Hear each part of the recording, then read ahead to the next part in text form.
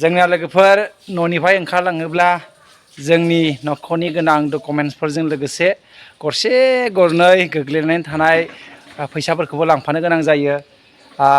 बेलाय दायो नन्दिताया गावनि पिगी बेंकखौबो लाफाबाय, गरनैसो दङ। साननैसो सिगाङाव बिनि फैसाजों मा बुङो बुंनानै थानाय पिगी बेंकखौनो सिखाव खालामनानै लांबाय आरो बैलाय बिमायाबो रेडि जादों। दा आंनाबो बेलाय लोगोफोर डकुमेन्ट्सखौ लाखाबाय। दायो जोङो गारियाव लानानै थांनोसै।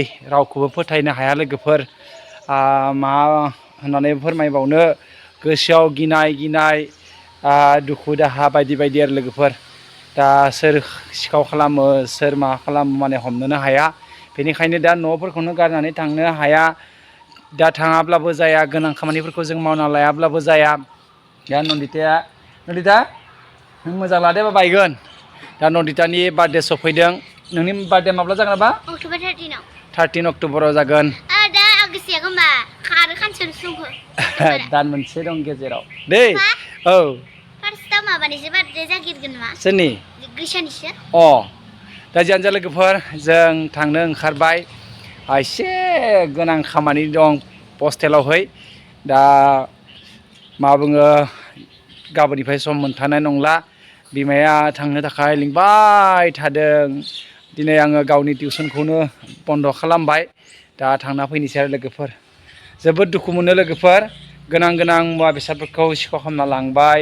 आंनि बाथुलबो लांबाय, गरनैसो थाखा फैसा बुथुमना दोन्दोंमोन बेखौबो लांबाय। आंनि आगोमा मबाइलखौबो लांबाय, जाय मबाइलजों आं भिडिअफोरखौ बानायोमोन।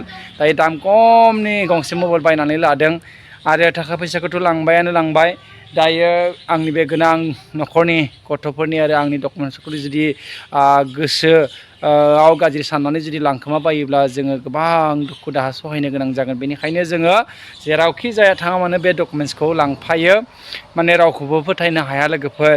दा जों नुवाखै जेला सिखावखौसो खालामदों, बेनिखायनो जोङो माने सोर माब्ला सिरि सिरि फैनानै जोंनि गोनां मुवा बेसादफोरखौ लांफैनो हागौ, बेखौनो जोङो गिनाय मोनबाय थायो आरो लोगोफोर।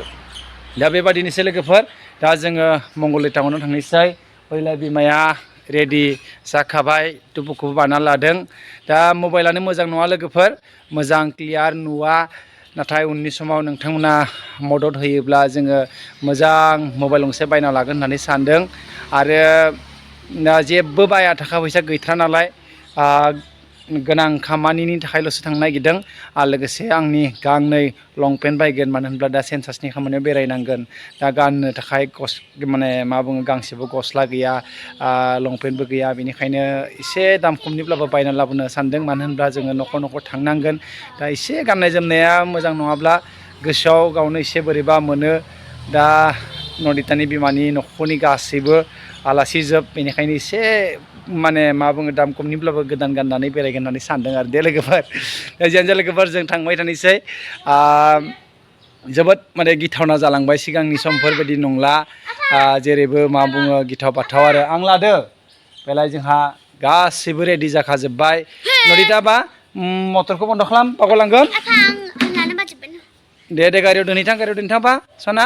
बिदिब्ला लोगोफोर, जों थांबाय थानोसै। नोंथांमोननि मददखौ जोङो मोनगोन होननानै आसा खालामहरबाय। जाहाथे नोंथांमोना जोंनि चेनेलाव गोदानै फैदोंब्ला जोंनि बे नन्दिता के परिबार चेनेलखौ साबस्क्राइब खालामना हो आरो हायोब्ला नोंथांनि अननायखौ कमेन्टनि गेजेरजों फोरमायहरब्लानो जाबाय। बिदिब्ला लोगोफोर, सासेया गुबुन सासेखौ जों जेरैबो मदद खालामनांगोन। नोंथांमोना जोंखौ मदद खालामदो, जोंबो नोंथांमोनखौ मदद खालामनो नाजागोन। गोजोन्थों।